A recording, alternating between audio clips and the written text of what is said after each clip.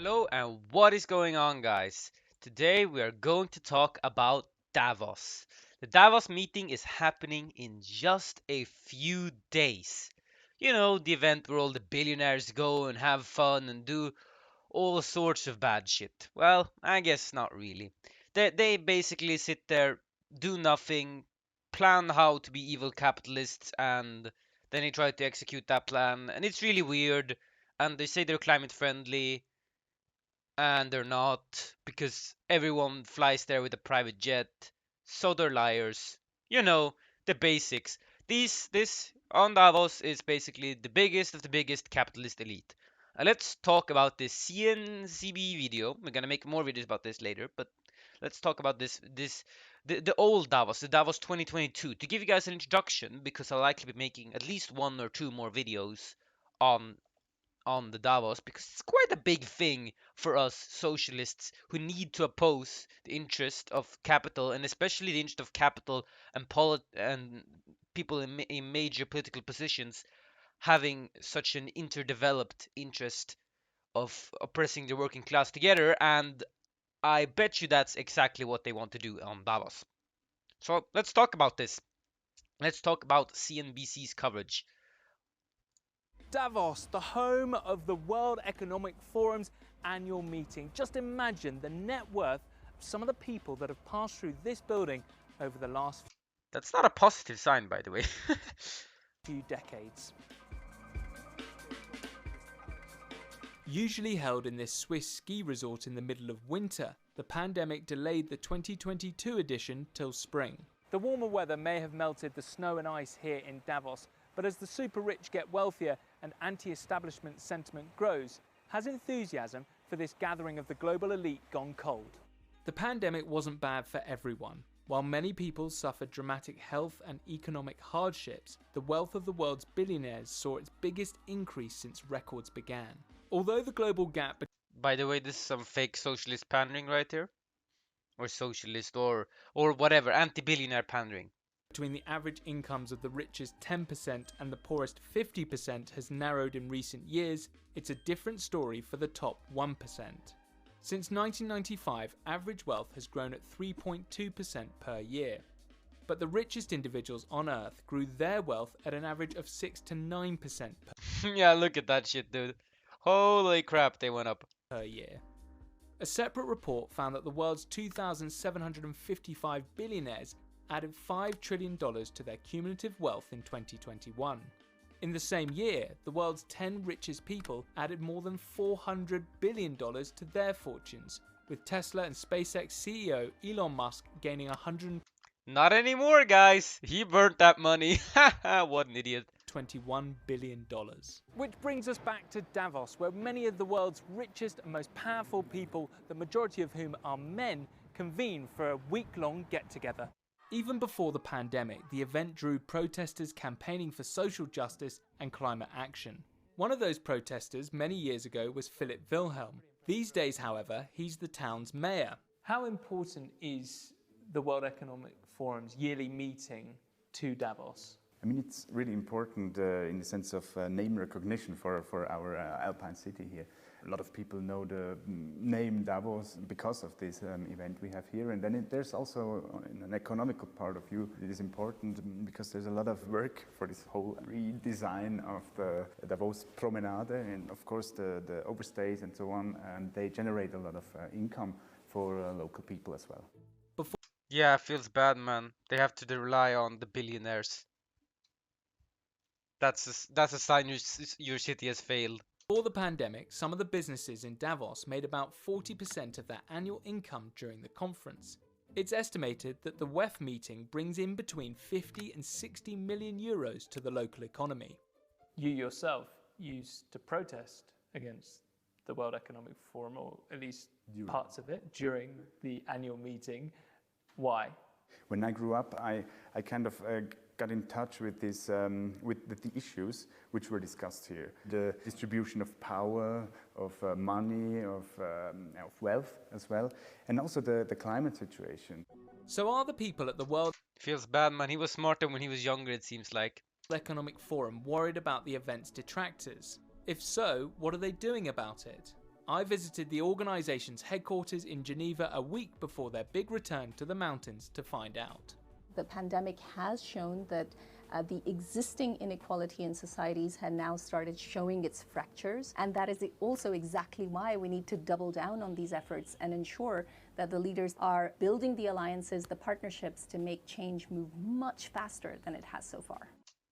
Why would I believe that that is your interest? Filthy capitalist. Sadia Zahidi is a managing director at the World Economic Forum. She heads up the programming group that puts together the annual event in Davos. How much real change actually happens in these meetings? So the forum's work is ongoing. The meeting is one marker in time. What we've been doing over the last 2.5 years, while it hasn't been visible through a particular meeting, is a set of work that is trying to make a dent on inequality and at the same time also make changes towards addressing one of the biggest existential risks we all face, which is climate change. I don't believe her. She's not going to try to solve inequality. She's only going to try to solve climate change if it means that the billionaires make money by solving it. It's literally that simple. If she could take a spaceship away and just leave Earth, just leave the rest of us, she would do it every day of the week. Rising economic inequality between the super rich and everyone else become a bit of a problem for the World Economic Forum and the annual meeting. Inequality is a problem for the world. Societies that do not combat inequality will have slower growth, and so there has to. That is true, but isn't it sad that we're saying slower growth? Like, if everything is about money, it's all about money for these people. You need to remember that. Lower inequality generally results in more happiness. That's something you should bring up instead of bringing up slower growth, trying to appeal to some stupid billionaires. It's not about growth. That's what these people always think wrong. It's not about growth. It's about how good lives we can live on this earth. And if it means that we have to abolish these self-serving people, then so be it. Then so be it. Then I don't care. If I need to silence your voice because you're gonna try to destroy the earth because you want to serve your own interest, then I don't care that I might maybe doing something morally wrong, because this is much more important than that. Obviously, morally, I mean, if you weigh the things here, like openly criticizing these people and calling them really bad people. I mean, sure that you shouldn't call really bad people. You shouldn't call them really bad people for no reason, right? But the society that these people are upholding is so bad that you have to call these people bad because that's what they are. And even if they realize it or not, that doesn't matter. It's not. It doesn't matter. Sometimes you have to do morally bad things to get a more morally good outcome. But you obviously don't mislead my words here. What I mean is you can discredit these people, you can talk shit about these people, and you can say that these people belong in jail. I mean, yeah, well, maybe, kind of. But anyways, and I don't feel bad saying that, and I don't think you should either. Be an effort that addresses inequality. Now, what does that? Better education, better skills, better jobs, addressing issues like taxation, and changing the nature of our economies so that they actually work for people and not just for the few. And that is.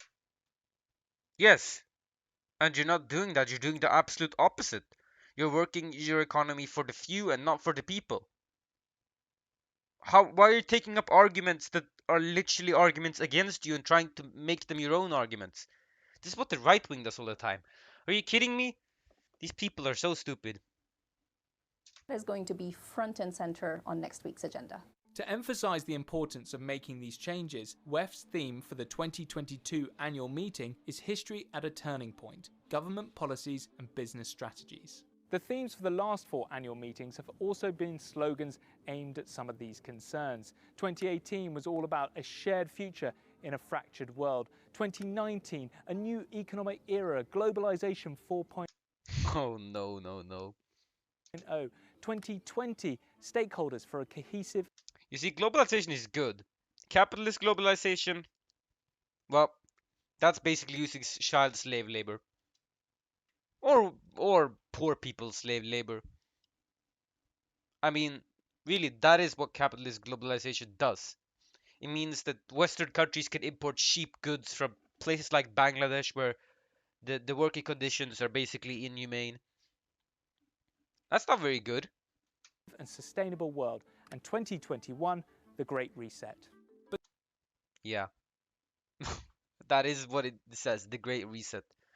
We'll get into that. But this doesn't seem to have had much effect in reducing opposition to the event. In fact, the term, which was also the title of a book co-authored by WEF founder Klaus Schwab, was widely used by conspiracy theorists on the far right and left. Hundreds of thousands of posts using the phrase circulated on social media during the height of the pandemic, with some of the most popular claiming these so-called conspirators were using the virus to bring about total economic collapse. That was the right-wingers. Yeah, they're stupid. We, like many other organizations, have been the target of misinformation campaigns. Misinformation campaigns or truth campaigns? That's the question.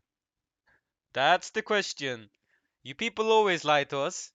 If we tell the truth, you'll call it misinformation. Okay. And that is something that we're very proactively trying to work towards combating. And we believe in facts, we believe in science, we believe in evidence, and we believe in expertise. And that's, what the 100 or so experts that are gathered. And you believe in utilizing the working class to self-serve your own interest and get more money for yourselves. At this meeting, along with business leaders and political leaders, that's what they're going to provide. One of the more mainstream criticisms of WEF is that while a lot of time is spent talking about philanthropic ideas, there's a real lack of discussion about tax evasion. In 2019, a clip of Dutch historian Rutger Bregman speaking on a panel at WEF went viral. 10 years ago, the World Economic Forum asked the question, what must industry do to prevent a broad social backlash? The answer is very simple. Just stop talking about philanthropy and start talking about taxes. Based. Max Lawson is head of inequality policy at Oxfam. They, along with many other social justice groups, organised protests during WEF.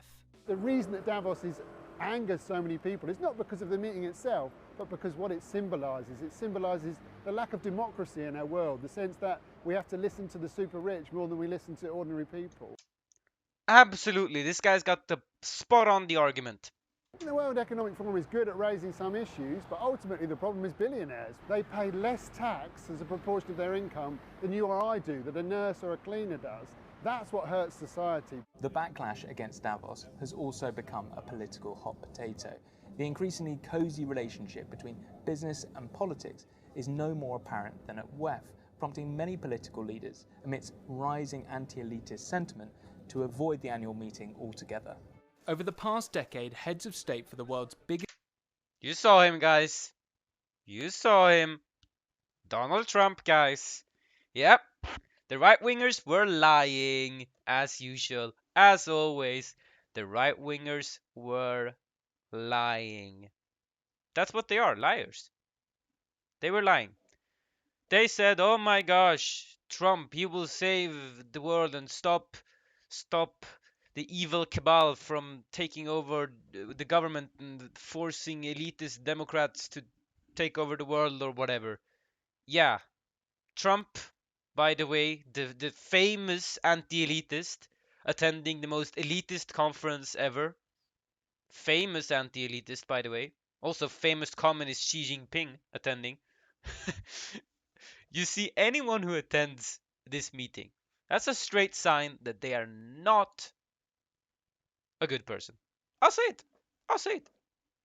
Bad people attend this place. Except a Dutch historian. He gets the one exception. Yeah. We've had many famous people attend this meeting. And most of them are just bad people. Biggest economies have regularly shown their faces at the event, but in 2022, most of them will be absent. Still quite some work. I was going to say. Yeah, it will be ready. Overseeing the operations and event production for the meeting is Severin Podolak. Tell me a bit about how this annual meeting has changed over the last, say, 10 years. Well, I think the crucial part about the annual meeting is always the program.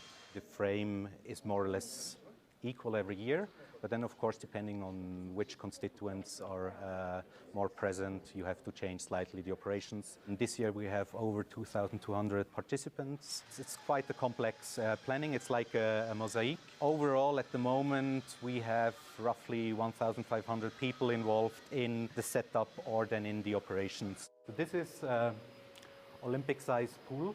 So it's all underneath. And we cover it, yes. Wow. They're the divers going down, and then those are the foundations coming. Yes. Unbelievable. How long does that take? We just took it over. Look at these people wasting all this money. Remember that this money, instead of building some stupid pool for some rich people, you could have used this money to feed poor people. You could have used this money to maybe build a pool that could be public and open, and thousands of people could get healthy workouts or healthy exercise rather in a pool environment. But instead you're gonna build this for some stupid rich people who aren't even gonna go in there because rich people don't shower or whatever. Rich people are stinky. And last week. Just started last Yes. week? Wow. Business leaders wanting to participate in WEF pay between $60,000 and $600,000, while everyone else, including heads of state, media, celebrities, and civil society leaders, get free entry. But despite the noble goals of the main event, a lot of the action takes place on the sidelines, whether it be lucrative business deals, networking, or company-sponsored events. These side events, they kind of come with the success of the forum itself. So a lot of people find it interesting to be here during that week. We know that the forum itself is not overfunded with these side events. It's actually not possible for us to kind of prevent that from happening. We are exploring to...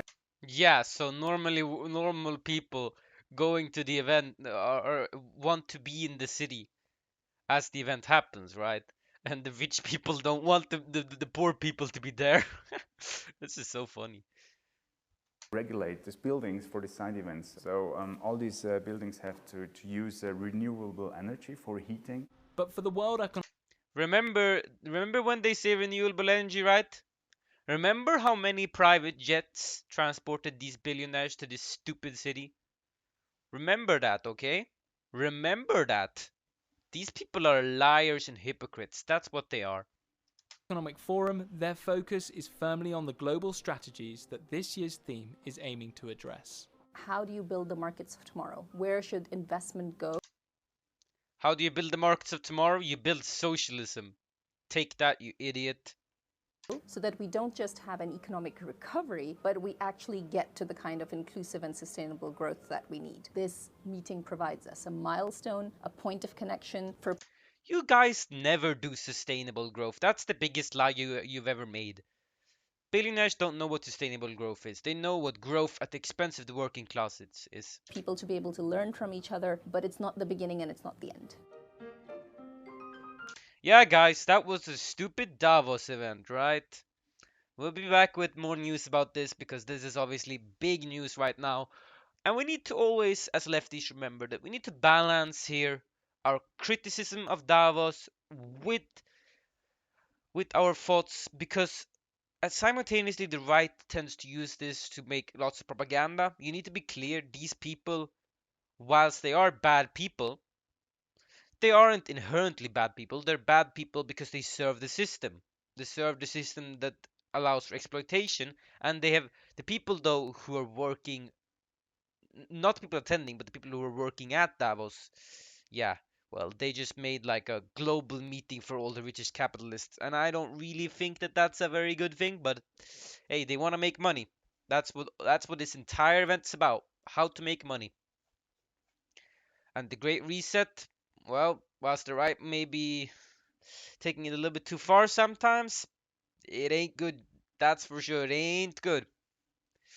Yeah, that was it for today's video, guys. I am hoping you all enjoyed, and I will see you in the next one. Shrem out.